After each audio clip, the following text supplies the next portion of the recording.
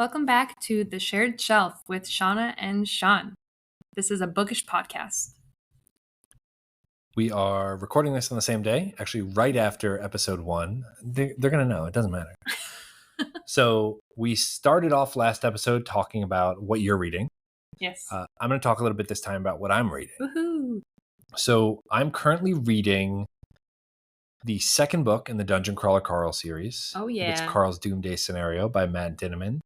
I've read this entire series while I listened to it the first time, and it's gotten a lot of hype online since then. So I wanted to read the text version and kind of see how that differs, because the audio version, if you have any interest at all in like funny, obscure, satirical fantasy stuff, that's a critique on like capitalism and the world as we know it, highly recommend Dungeon Crawler Carl. The audiobooks are great. The narrator, Jeff Hayes, does voices for every individual character and sound effects, all kinds of stuff like I've that. overheard Shawn listening to it, and it's wild. I've never heard anything produced like that. So obviously the audiobooks are a complete experience. I wanted to read the physical books. So I'm reading the second book in the series. The first book only took me like less than a week, 5 days to go through. It. They're easy reads though.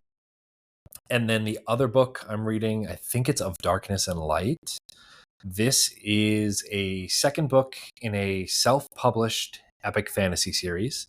Very much like Lord of the Rings, Wheel of Time style, dwarves and elves and I didn't know you were reading adventure. So I read the first book. I liked it. I didn't love it. I heard great things about the series. Bought the second book, started it, but like the first 200 pages, 150 pages, nothing really happens in my opinion. Like, yeah, there's a battle, but also like they're just walking through tunnels. Yep. And I got super bored of that. So I set it down.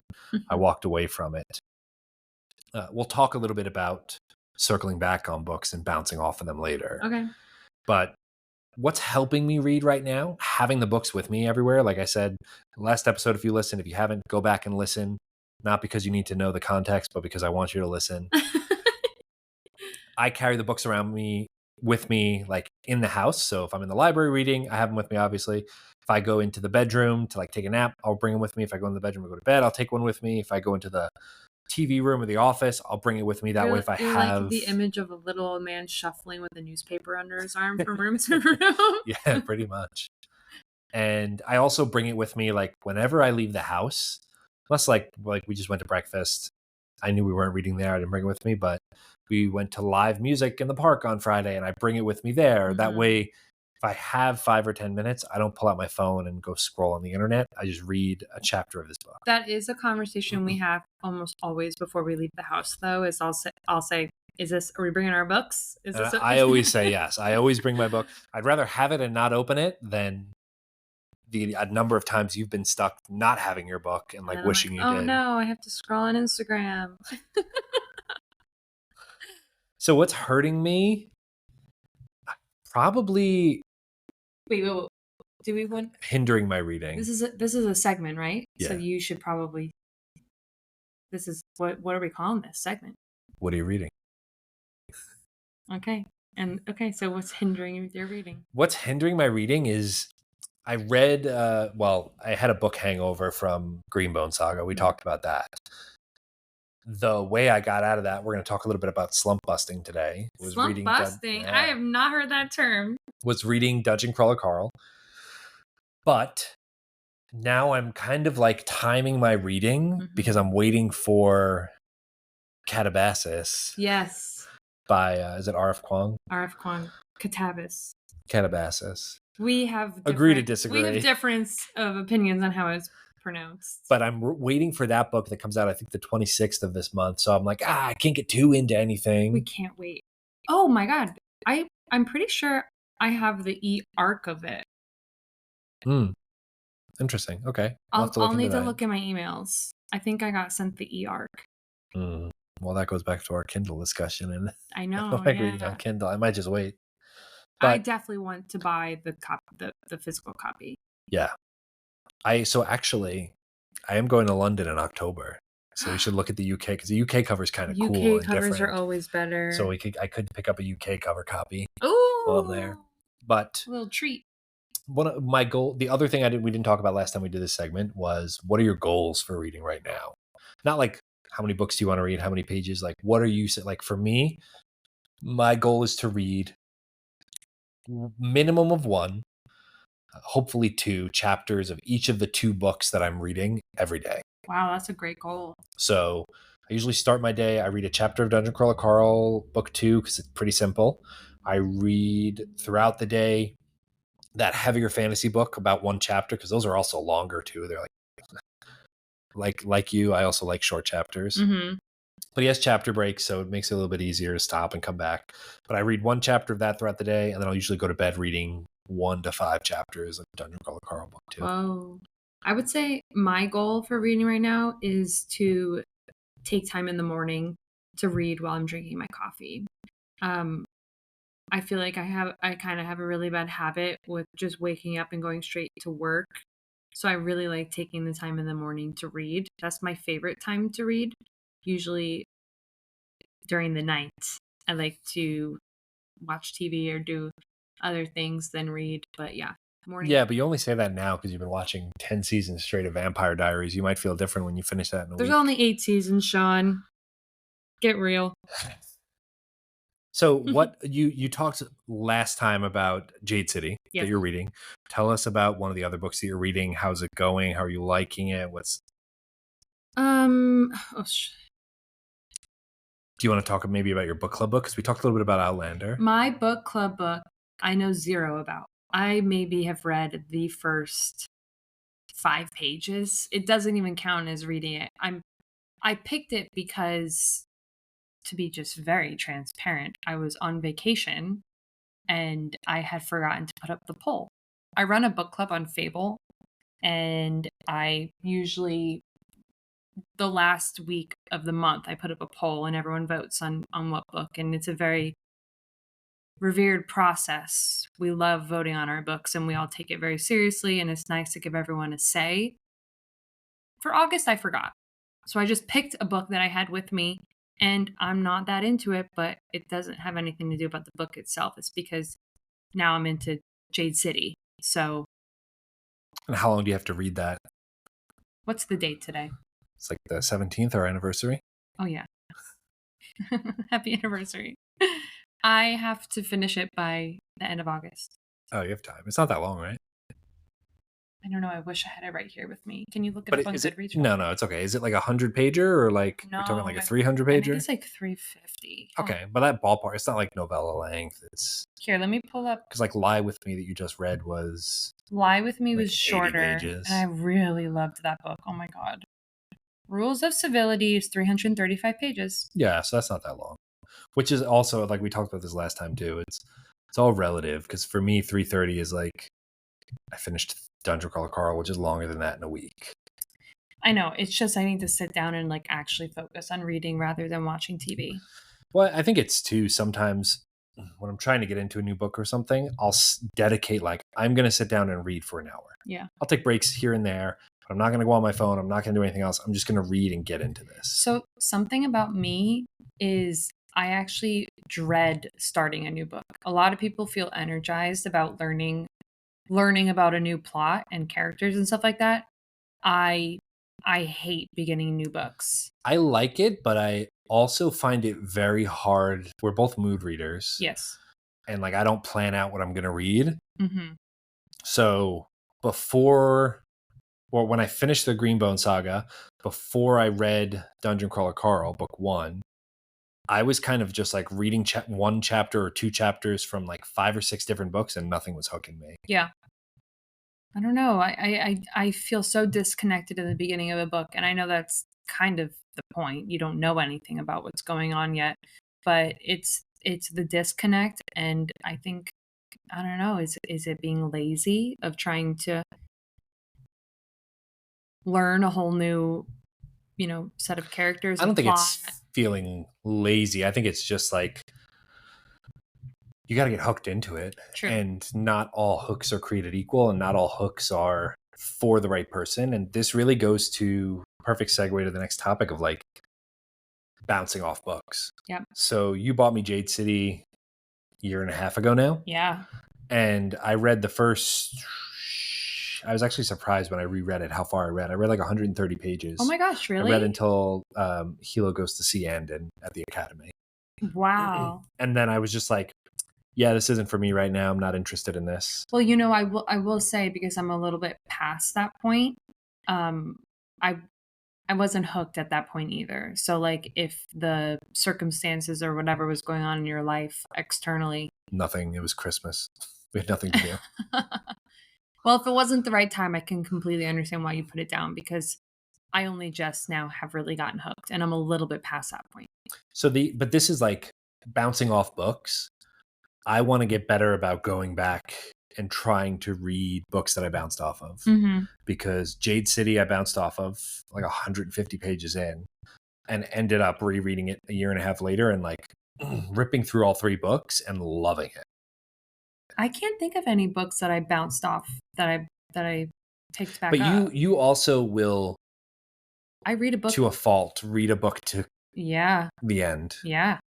I really do. I mean, there's a small handful of books that I have just straight up DNF'd, but like I very rarely will ever pick that back up after I DNF it. I will.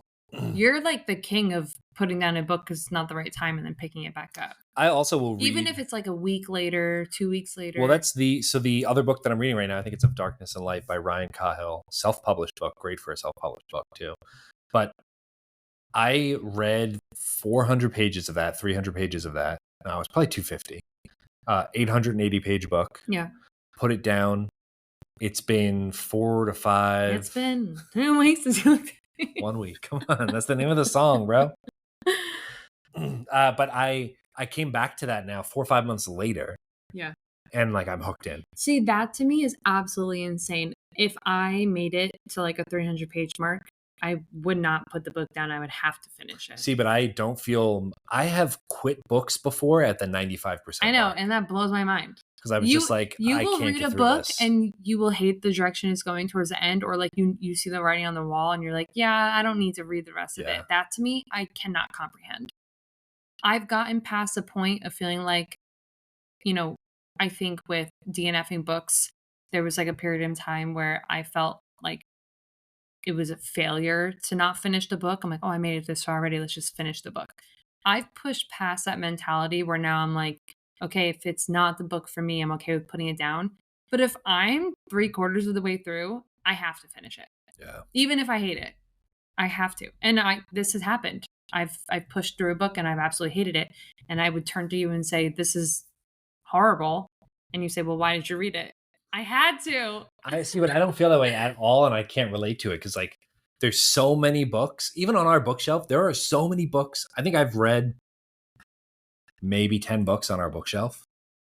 Wow. We have a lot of books. We have a lot of books, but also I'm very much of the mind, like, if your bookshelf is full of books that you've read, then you're doing something wrong. Like they should be books that you're going to read. Or they're books that you read and that you love.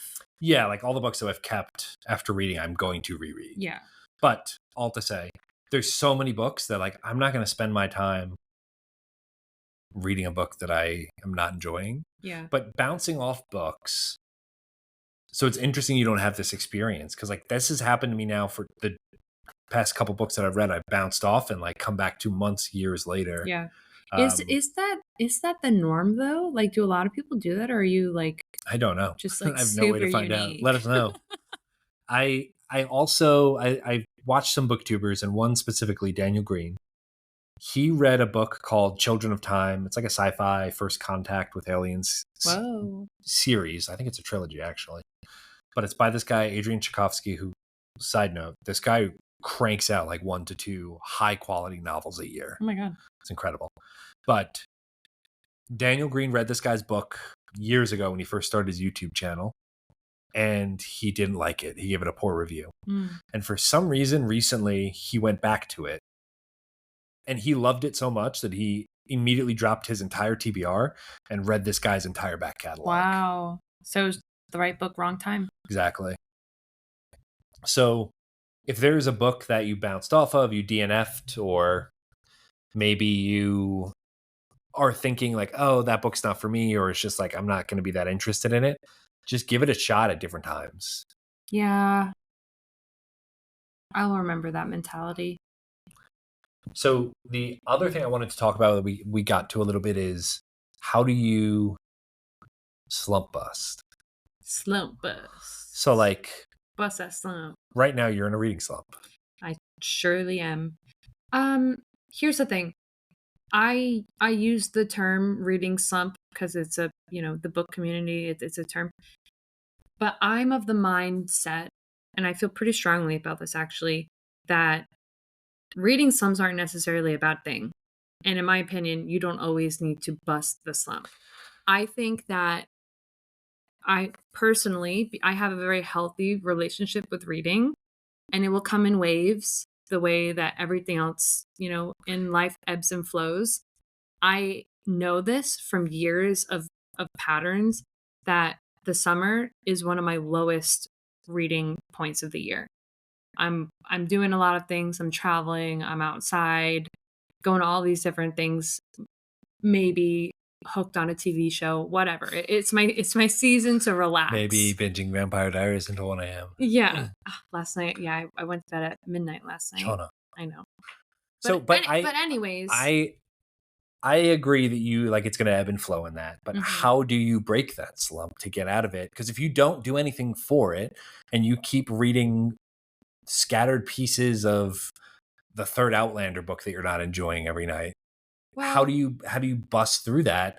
And you have to like, do you just go hands off the wheel, like whatever happens, happens, man? Or is it like for me, I was in a hangover kind of slump after the Greenbone saga, so I didn't have to. I wanted to mhm. break that because I was 4 or 5 books in a row of like 4-star read, 5-star read, 4-star read, 5-star read, loved it, nonstop reading, and then like couldn't find anything. So I wouldn't say that I actively have like a process of how to break a reading slump. I will say that something that when I want to read, I have the drive to read, but nothing's really hooking me. What I have found helps is I'll just consume a whole bunch of like booktube content. There's a lot Podcasts like The Shared Shelf. like yeah, I will go to like trusted sources of people that I know I have somewhat of a similar reading taste to, but even still, I'm not necessarily talking about like book recommendation videos. I just consume content that's primarily about books, and it gets me in the mood again to read. Yeah. But I'm a mood reader, so it's not like I I pick up one genre and I'm like, this is gonna cure my, I also do that too though, of like if there's maybe there's 4 books I'm thinking about reading or the premise kind of interests me, I'll go Mhm. to YouTube and find Yeah, I people do. who did reviews on them that I know. I think that the book community in general is great for a lot of things. Is great for obviously connecting with people. It's great for getting some book recommendations, books that you might not have known. But it's also, in my opinion, very inspiring. I find a lot of inspiration from people who want to share their reading journeys. And I, whenever I'm kind of like craving diving back into a book, I just kind of dive into some book content and then I end up picking up a book. Yeah, it's funny. Both of us will like wash dishes, do laundry, clean the house, whatever, and like walk around listening to booktube We reviews. always have, both of us separately, independently. The only person we sometimes watch together is really Daniel Green, but pretty much independently at the same time, we will always have someone on booktube on our phone. We love it. So the 3 things that I do to try to bust my slumps, bust them up, a sampler or flight. So I just did this after the Greenbone saga where I'll pick out 3 or 4 books that I'm kind of interested in. Whoa, a book flight. And I'll sit down and I'm going to read the first 1 to 2, maybe 3 chapters of each Mm, and see which one hooks me. that's, yeah, I would never do that. So like for me too, and like it'll probably be different styles. So like Yeah. I'll pick a literary fiction book, I'll pick like a epic high fantasy elves and dragons book, I'll pick a sci-fi like robots AI destroying the world book, and then maybe like a Stephen King creepy uncanny valley horror, Always in the mood for Stephen King. and like read 1 to 2 chapters of each. And this might be after having watched a bunch of booktube videos about it, Yeah. and then from that I'll pick one. With that said, that is sometimes I get a lot of false starts, like getting into my recent groove.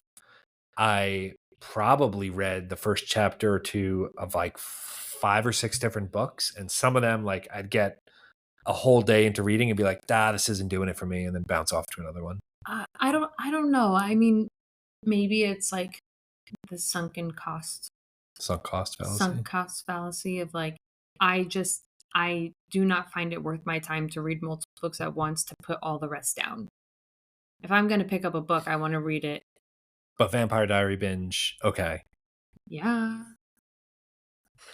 I can understand that. For me, it's like, I've only read 30 pages of this book, 40 pages. I've invested maybe 30 minutes. I'm not going to invest 2 weeks of my life to read the next 1,000 pages. Maybe it's also because you read shorter books. Maybe. But the other thing I'll do is an outside the box read. Oh, do you remember that? Was it Disney? Out of the box, yeah. Yeah, that's I a don't think it great was show. Disney, but it might have been PBS. Was it PBS? I don't know. Beats me. But I'll do an outside the box read where I pick a book that is like completely different from my normal genres. Maybe it's got like an interesting premise or something. Yeah.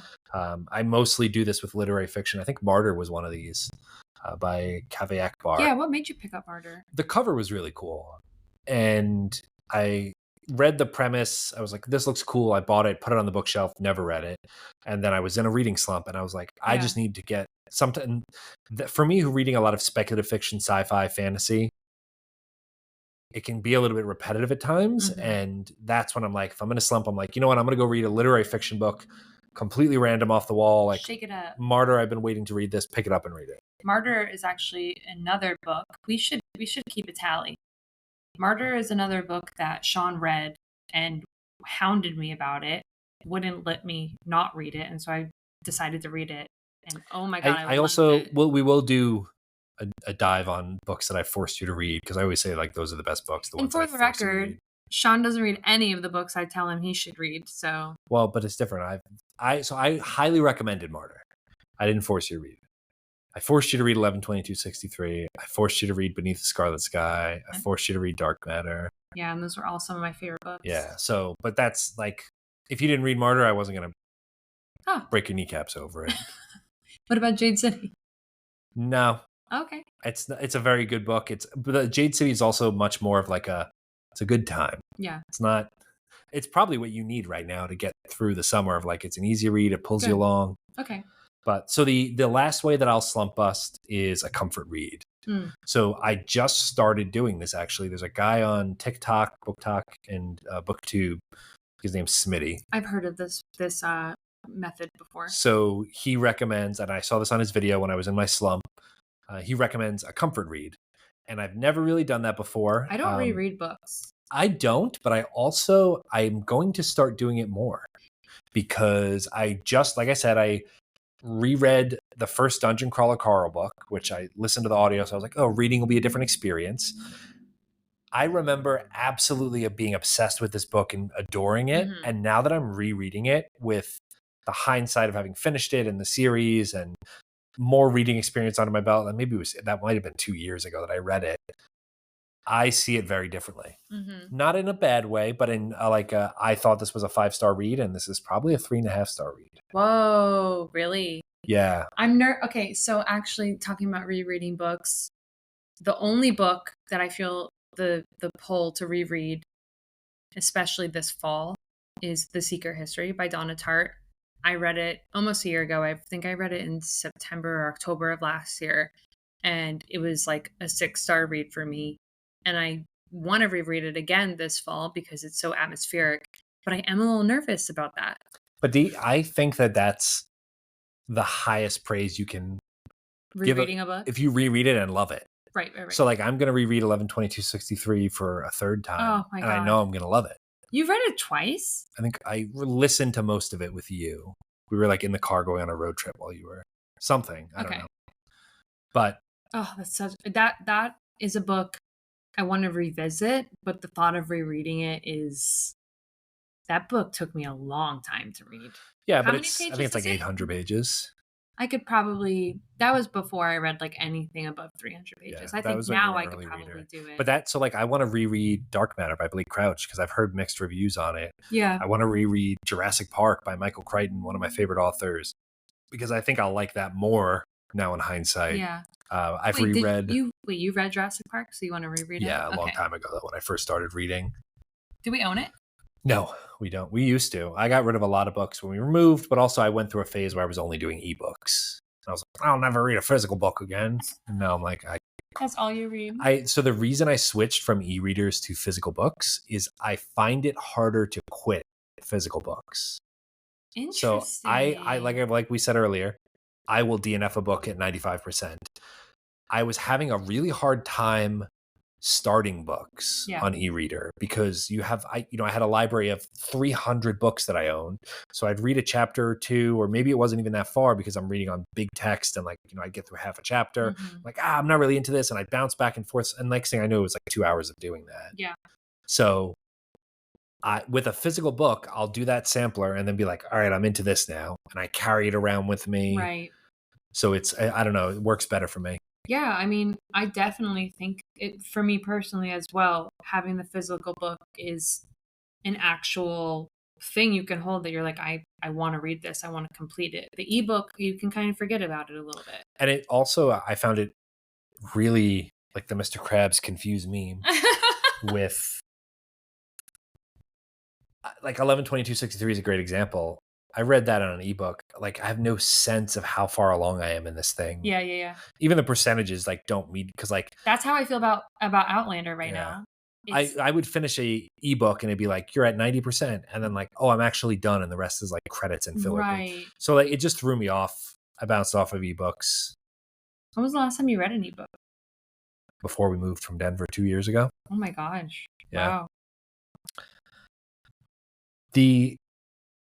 An interesting thing that I saw recently that I think you would really like that we'll have to dive into at some time Mhm. is on Reddit. There's a subreddit called Books That Feel Like, Oh. where people post pictures, like a carousel of photos, and say, recommend me a book that feels like Oh this. my goodness, I love this. So it might be like fall leaves and a campus and then you could recommend like the pictures secret from, history. yeah, exactly. Or it could be something of like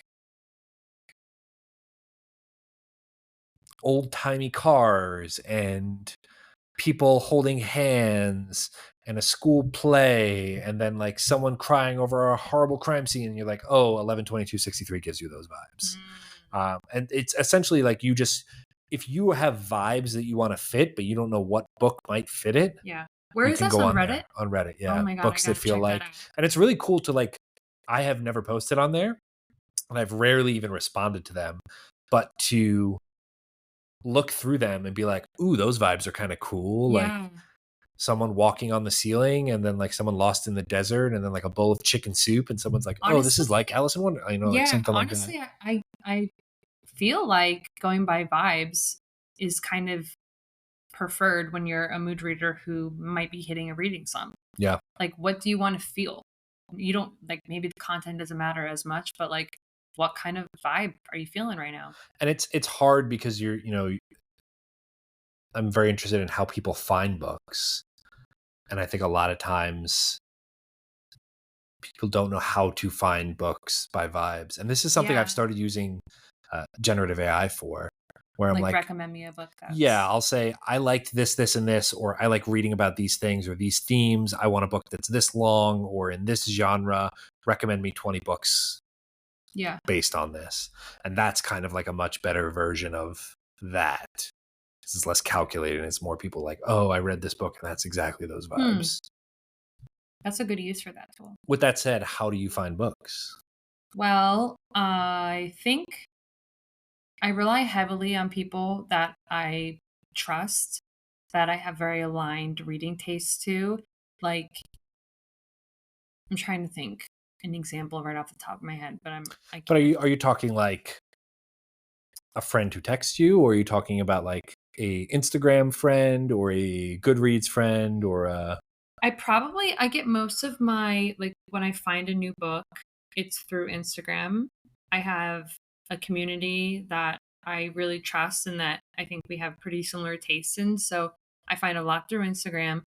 Oftentimes, though, I just, when I'm in a bookstore, I don't buy a lot of new books because the price is, it's very expensive to buy all new books. But we go to new bookstores all the time and we'll just like check out a random book store. And when I'm browsing those shelves and I kind of see what's going on in the new news of books, I immediately go check it out on Goodreads, and then through Goodreads too, there's like a section at the bottom that's like people who like this book also like this book. Mhm. And so I kind of use those tools. Say what you will about Amazon, but they have great recommendations because they know you so well. Yeah. I We're an anti-Amazon household, just to be known, but we do Goodreads. I like Goodreads. Goodreads gets a lot of Flack. hate. Yeah, and a lot of people say it's an outdated app. I think it's exactly what I'm looking for, but I also really like to use the Fable app, and then sometimes I use the so I get a lot of mine through booktube recommendations of like people I follow. yes. I also like at this point like I've a back catalog that like I'll never get through. Mhm. So it's really more like looking for new stuff and vibes, and like when I feel like I'm ready to read this thing, like Jade City, going and reading it. Yeah. I also hate the corporate capitalism of Barnes and Noble, but like amazing selection for They bookstores. they And do a great like job of putting out like vibes. they also made a change. I think they brought the not Blackstone, whoever the UK version of Waterstones. Waterstone's CEO over to Barnes and Noble in the US. And one thing he did was he made a change where local Barnes and Noble managers had a lot more creative control over the Yeah. books they showed and like Wow. stuff like that. So that's why Barnes and Noble stores are so great for us to go Yeah. wander around for an hour, and then I'm always just taking pictures of books and I'm being like, always taking pictures at books when we're at Barnes. Also, the nice thing about Barnes too, and maybe this plays into what you just said. I didn't know that about how now local managers have more say. That's kind of why every single Barnes is a little bit different, and why so it's that's fun to it go was into different dying, ones. and doing this made it so every single one's a little bit different, love it. and you're not reading the recommended, like, what book do they want to sell me. You're actually reading what the staff recommends. That's awesome. Which is like something that like local bookstores have been doing forever. And actually, that is something that I'm aiming towards as a goal of mine. Is I want to start reading more staff recommended books at indie bookstores, and also now at Barnes if they have more say over that. Because if I'm going to trust anyone with a book recommendation, it's going to be someone who's surrounded by books all the time. And like where we physically get our books, a lot of used bookstores, but also the library. Yeah. The library where we are has like a library network, library exchange. And I would say 80 to 90% of the books that I want to read, I can request through that network. The only thing that kind of stinks is like as a mood reader, it's hard because like I want to read 3 or 4 books, see which one I want, and then start reading it. And I have to like wait a few days. But if you're not using your library and seeing if they have library networks, incredible, highly recommend. Yeah. We went to a local bookstore the other day in Newburyport, Jabberwocky. That is probably my favorite independent bookstore I've ever been to. That was a great bookstore. I want to go back to Newburyport just to go to that bookstore. I know. That was another example of just like the way books can be displayed. So many of those books I've seen before, but the way that, an independent bookseller will set it all up makes me actually reach for it, read the synopsis on the back. I find independent bookstores to be much more appealing and easier to interact with in a positive manner than like Barnes and Noble. Yeah. It's just the selection of Barnes and Noble is so much bigger. Do we want to say what books we bought at Jabberwocky? Yeah, we can. I bought Bury My Bones. Oh, frick. What's the full title? Okay. I brought V.E. Schwab's newest book, Bury Our Bones in the Midnight Soil. And coincidentally enough, it's a signed edition, which isn't something, like I said maybe in the first episode, deluxe things and stuff like that doesn't do it for me. I don't really care, but it is kind of cool that it's signed. So I picked that up. And then Shawn, what did you get? I got the second book in the Dungeon Crawler Carl series because I knew I was going to finish the first book, and I did like 3 days later. And we were with a couple of our friends, and Shawn actually sold Jade City to one of them. So they picked up Jade City, and now coincidentally, I'm reading it as well. So Shawn's a good salesman. Yeah, I am. So the last thing I wanted to bring up to you is something I heard the other day. So I was watching a booktube video with the guy from that self-published fantasy series, The Bound and the Broken. Okay. Ryan Cahill, Irish author, by the way. Oh, cool. I think he lives in New Zealand now, though.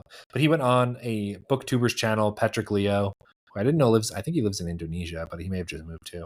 Anyways, he was talking a little bit about like his self-pub journey, and he was defending Amazon a little bit. Real? Oh, I've heard this side of independent authors, and he like talked about, and I'd never heard this perspective before, that like, yes, Amazon keeps greater percentages and like Evil Empire and all that, but he was like, you can get an ISBN number, which I guess with publishing, like, it's hard to get like an ISBN number. Which, like, you know what an ISBN number is? It's like a number on the back of the book that lets you identify the exact copy. Exactly. And I guess it's a little bit challenging to get those at times. Okay. And Amazon has a program that like you can just sign up and get an ISBN number. So like if I published a book tomorrow, I would struggle to get an ISBN number and like actually get it out there. But through Amazon, I could.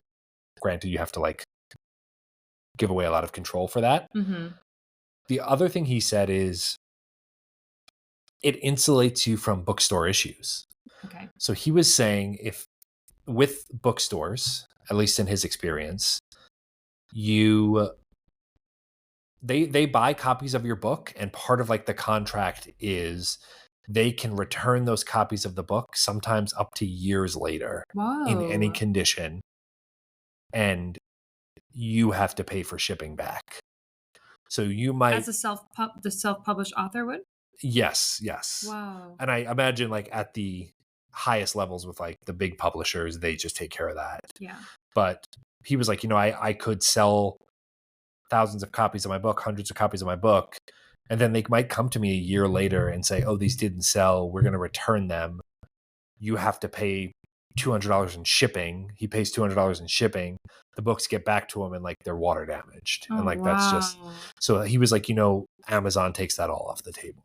I have heard this argument before in favor of Amazon for selling as a platform for selling books for independent authors. It's not anything that I'm well versed in. I don't know, obviously, anything about the publishing industry, let alone self-publishing. Yeah. But I have heard that multiple times of authors kind of getting on the internet and defending Amazon for that specific reason. I think that also as a consumer, though, like if you want to find independently published books and you can only get them through Amazon, I think that's fair. You're using it for what you're using. I think it's really hard to find self-pub and indie pub books because just the volume of them. Well, a lot of booksellers won't buy them. Exactly. Independent booksellers won't carry them often. Yeah.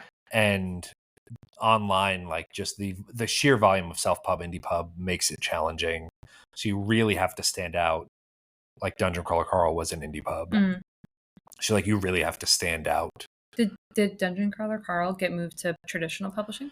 Yeah, so it was indie pub, and then like he did the audiobook with someone he knew and had worked with before who did an incredible job. That helped blow it up. And then it got picked up for mainstream publishing, mostly because they had done the indie pub of like soft cover, very indie pub artwork. Yes. And this is now much more mainstream. Yeah. I could tell by the cover that it's much more mainstream. Anyways, yeah, it's a fascinating predicament. Yeah. Maybe we'll have to dive into that at some point. Sure. But not today. We got stuff to do, so that's the end of the show, and so do you. Yep, we're logging off. Bye.